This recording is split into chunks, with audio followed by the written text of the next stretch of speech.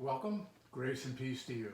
I'm Pastor Steve Smith from Walnut Grove Community Church in Walnut Grove, California. Happy Mother's Day to everyone. As we begin today, our piano piece is Sweet By and By.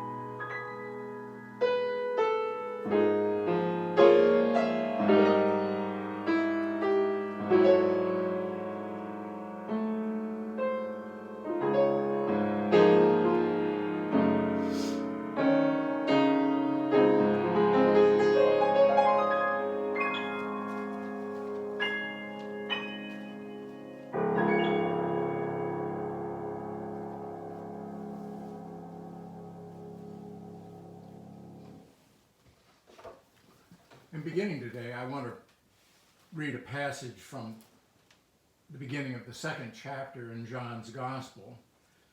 It's sometimes referred to as the account of the wedding at Cana, and Jesus was there, as was his mother. John writes, "On the third day there was a wedding in Cana of Galilee, and the mother of Jesus was there. Jesus and his disciples had also been invited to the wedding. When the wine gave out, the mother of Jesus said to him, 'They have no wine.' And Jesus said to her, 'Woman, what concern is that to you and to me? My hour has not yet come.' His mother said to the servants, 'Do whatever he tells you.' Now, standing there were 6 stone jars for the Jewish rites of purification, each holding 20 or 30 gallons. Jesus said to them, 'Fill the jars with water.' And they filled them up to the brim. He said to them, 'Now draw some out and take it to the chief steward.' So they took it. When the steward tasted the water that had become wine and didn't know where it came from, though the servants who had drawn the water knew, the steward called the bridegroom and said to him, 'Everyone who serves the good wine first, everyone does that, and then the inferior wine after the guests have become drunk. But you have kept the good wine until now.' Jesus did this, the first of his signs in Cana of Galilee, and revealed his glory, and his disciples believed in him." His disciples believed in him. That's the way John tells the story at the end of the first chapter in his gospel. that Jesus had already called several people to be his disciples or his followers. If I was to write a vow, or at least a statement describing what we mean when we baptize children or infants, not all Christian traditions do this, but the one I'm a part of does, it would say something like this, that parents, in presenting a child for baptism, in seeking God's blessing, are also making a promise. They're promising to spend their lives, at least a good portion of them, and a portion of their gifts, so that their larger expression of God's love and character begins to emerge in their child. Lofty rhetoric, to be sure. Frederick Buechner, an author, writes a lot of Christian devotional material he has in his life, brings it down to a point of reality and said, if you ask the parents, really, what are your hopes on the day for your child's baptism? Buechner says, truthfully, in their hearts, the parents are just hoping the child won't scream bloody murder. But that's not just the point, or the point is more than that, more than just trying to get through it in good fashion, take the pictures and call it a day. There's deep meaning when parents present children for a blessing. They hope the best for the child, but to that end they promise themselves to be an expression of God's love and character, in the hope that such a thing will emerge in the child. I've been recommending different books and movies while we're sheltered in place.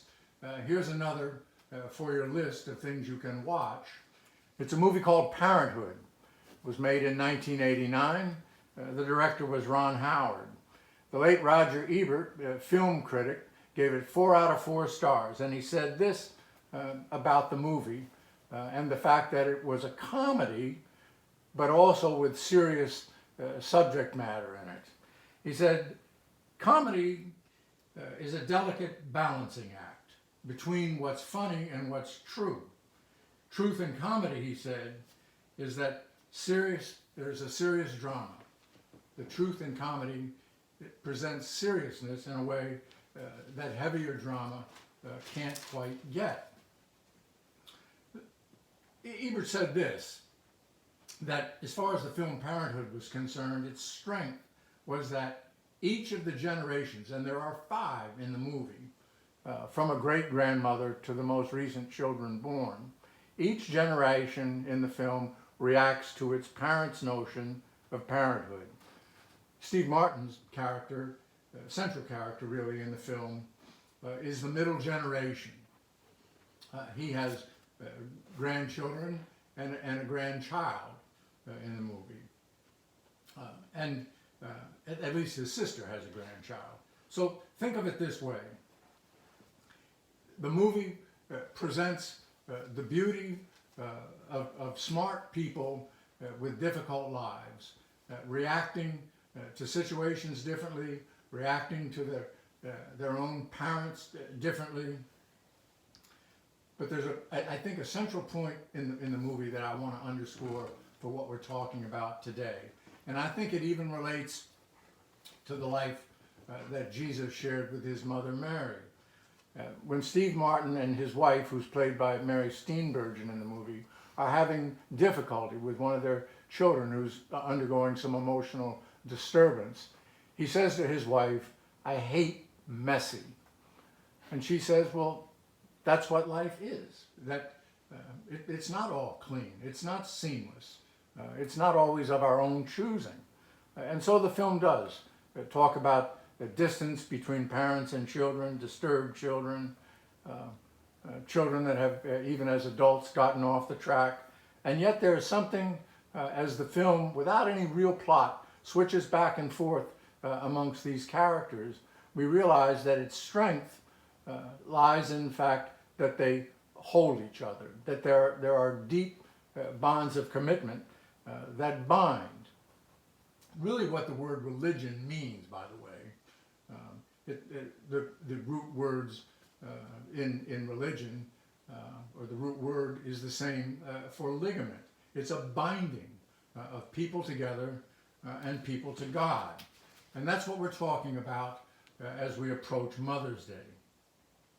As we read from the Gospel of John a few minutes ago, this is, according to John, Jesus' first public appearance. Certainly his first working of a miracle with any kind of a public audience. It happened at a wedding. And guess what? The wedding got messy. Maybe the refreshment ran out, big social gaffe. Perhaps it happened because Jesus and those he had called into discipleship were there. Something of a celebrity he was in Cana of Galilee already. So enough people came, and these great Jewish feasts, wedding feasts, could take place over several days, but ahead of time, before it was time to go home, horror of horrors, the wine ran out. So Jesus' mother, feeling a little social pressure herself, says to her son, in effect, do something about it. And he recoils. He says to his mother, my time hasn't yet come. There's tension in the scene. And yet, Mary doesn't push the point. She backs up, turns to one of the people in charge of the refreshment and so forth, and says, do whatever he tells you to do. And so the scene goes along. Now I want to say a little something. I want to stop and say a little something about the fact that the Gospel of John is structured in this way among great acts of abundance, where apparent scarcity, where we think we've run out of enough, where we lack in life, that our lives have become defined by the mess, by what we lack. The Gospel of John is structured this way. It has 21 chapters. In the second chapter, we have this story, from apparent scarcity, the wine running out, to an abundance. So many jars were filled with good wine that they were overflowing. From scarcity to abundance. And in the middle of the Gospel of John, the 10th chapter, at the 10th verse, Jesus is quoted as saying this, I have come that they might have life and have it in abundance.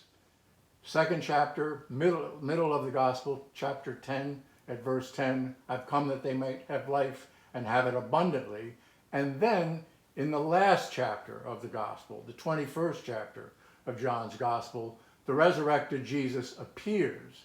The disciples have gone back to commercial fishing, and they have worked all night and caught nothing. And Jesus tells them to cast the net on the other side of the boat. He's looking out at them, calling them to them from the shore. And sure enough, their nets are filled. Somebody bothered to count the fish. Nets so full of what John records as 153 fish that they almost broke.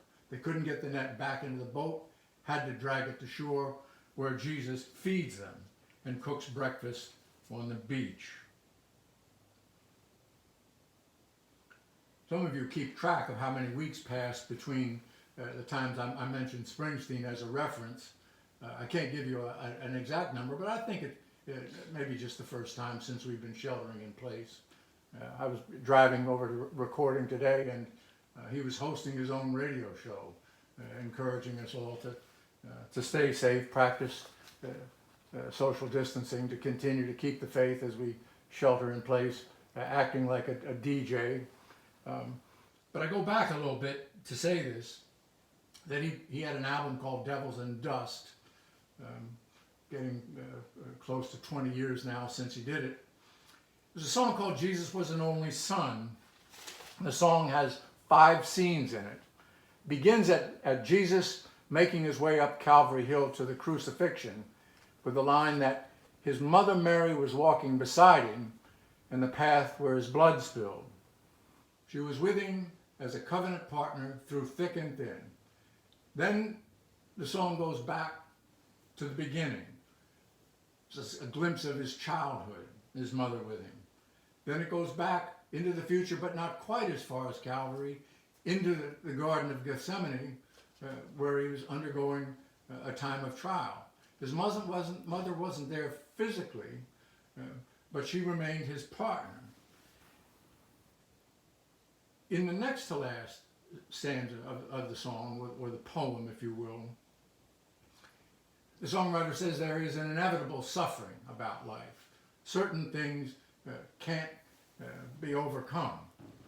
But in the end, he comforts his mother as she had done for him when he was a child. And he says to her, "Remember, mother, the soul of the universe willed a world and it appeared. That life is messy, but it is also abundant, and good and great and glorious things can come about when we expect them least."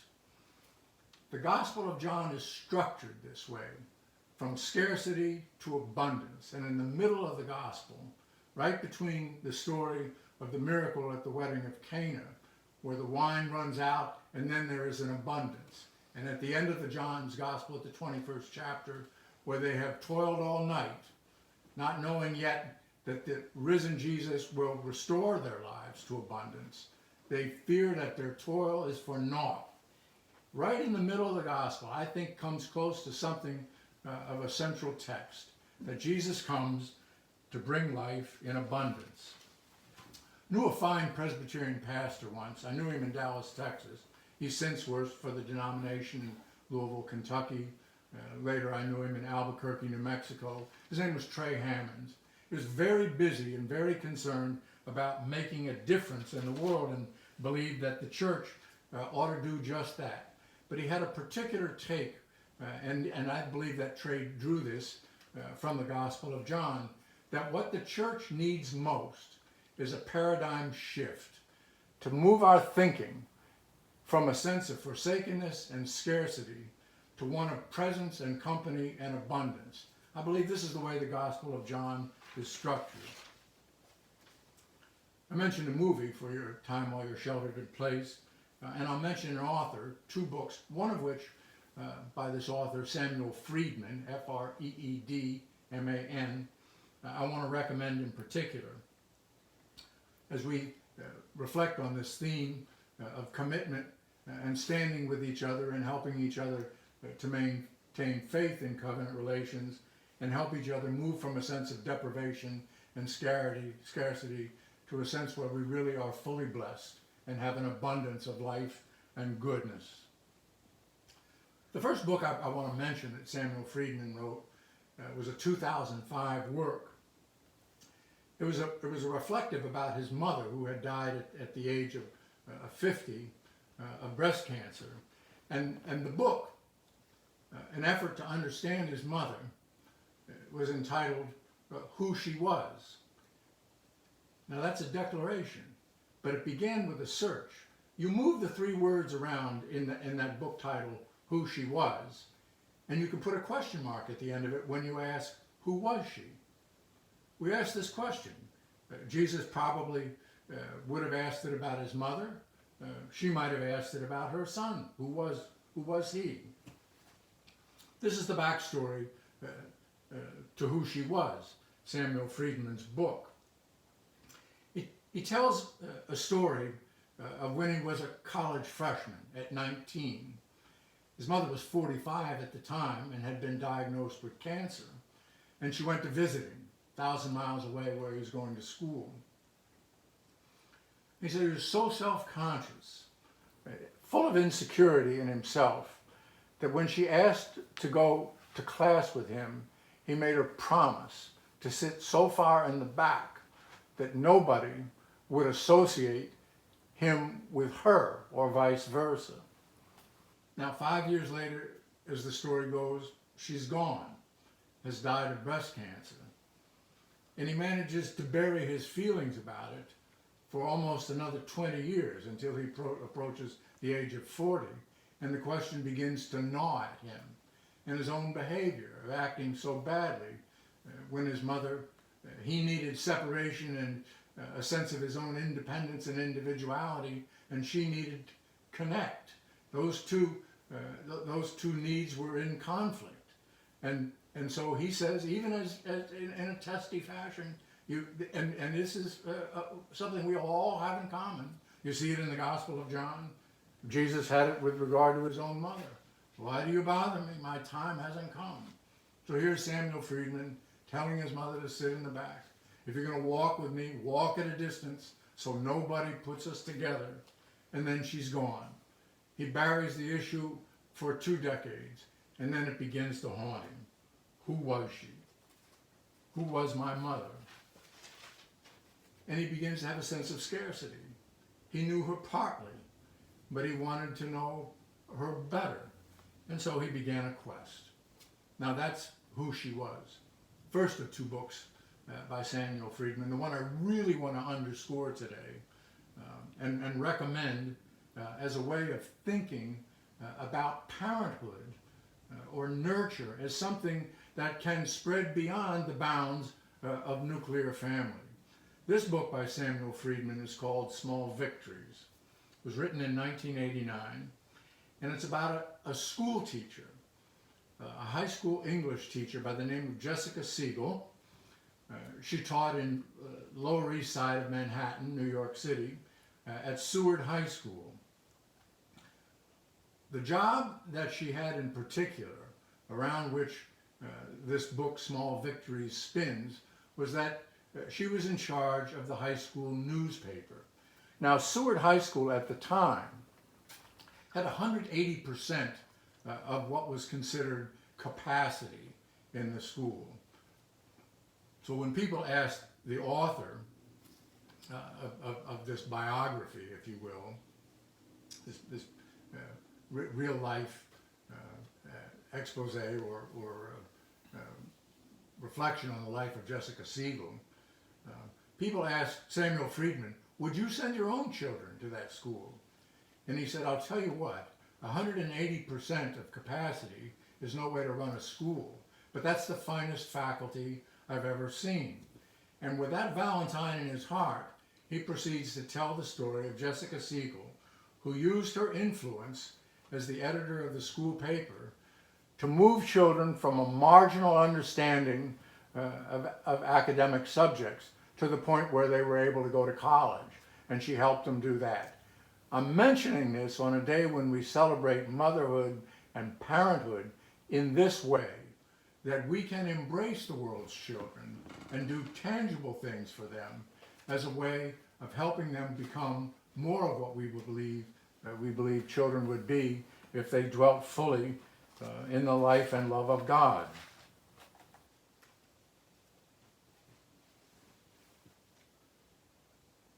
As I said, Mary, the mother of Jesus, seems to have expressed some anxiety about the social awkwardness at the wedding at Cana. Perhaps it was the following that Jesus brought with him that exhausted what was presumed to have been enough refreshment. But when pressed, he acts. He accepts her anxiety as having some claim on him, realizing that she has loved him fully, and without her he could not have been brought to this important point in his life, and he does. He moves the scene from one of scarcity and a sense of what we lack to one of abundance. We're no longer so full of questions as to why we lack, and we all of a sudden realize we have even more than we need. Life is messy. We get afraid.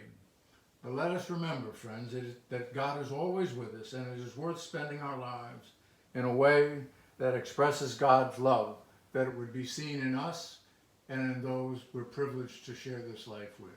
Happy Mother's Day. Amen.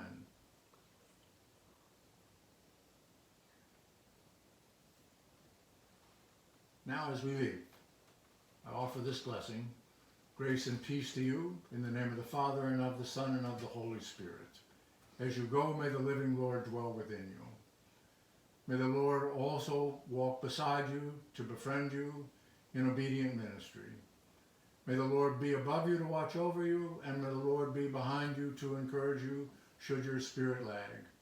And may the Lord always go before you to show you the way. Amen.